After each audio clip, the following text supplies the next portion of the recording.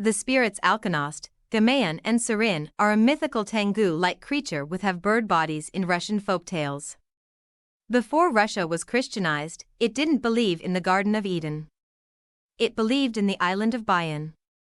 Bayan was the first stretch of land on the planet and was home to the gods and many mythical creatures. It held a magical stone called the allider, beneath which healing rivers flowed. Not surprisingly, this is where Slavic pagans said the Alkonost and the Sirin came from. Slavic Christians argue that they came from the Garden of Eden. In ancient Russian paganism, the image of a woman bird had several interpretations and had deep roots in pagan past. Some believed that meeting these creatures promised great fortune. Some believed it meant inevitable future misfortune. Among them, Sirin, Alkonost and Gamayan are most prominent. All looked like birds with the head of a beautiful woman, yet they played different roles. How precisely did these creatures differ? The image of the Sirin was revamped in the 17th century and has since been depicted as a symbol of world harmony and eternal happiness.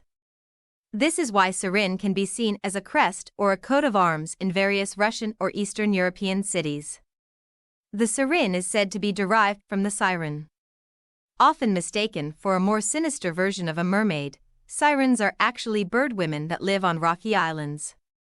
Sirin was a winged creature, with the head and a chest of a beautiful woman. The rest of her body was similar to a bird, most commonly depicted as an owl. It carried a crown and or a nimbus, depicting its holiness and goodness. According to myth, the Sirins lived in Indian lands near around the Euphrates River. Sirins sang beautiful songs to the saints, foretelling future joys. Men who heard them would forget everything on earth, follow them, and ultimately die. People would attempt to save themselves from Sirins by shooting cannons, ringing bells, and making other loud noises to scare the bird off. People in 17th-18th century believed only really happy people could hear a Sirin, while only very few could see one because she is as fast and difficult to catch as human happiness. She symbolizes eternal joy and heavenly happiness. Pagans believed she was a wind spirit capable of bringing on storms. Christians believed she was God's personal messenger. The Alkonost is said to be derived from the myth of Alcyone. She was turned into a kingfisher to rescue her husband King Ceyx. Zeus had struck them down with a thunderbolt when they were sailing across the sea. Alkonost was very often depicted with a woman's arms. She looks like a human being down to her waist, but with bird wings and bird claws. Sirin was depicted as a bird with just the head of a woman. Some believes the Alkonost and the Sirin are two sides of the same coin.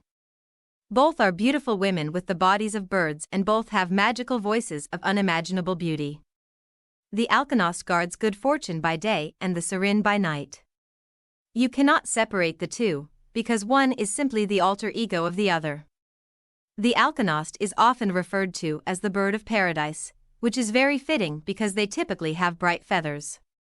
In fact, the older an Alkonost is, the brighter her plumage will be. Birds with black feathers are often attributed as being conduits between this world and the other side, bringing messages from the dead. It is no surprise then that the Sirin has dark plumage like a raven or a crow. Given that she is just the Alkonost's alter ego, it could be argued that it is her divine duty to punish the wicked and usher the dead to their afterlife. She is, after all, still a guardian of good fortune.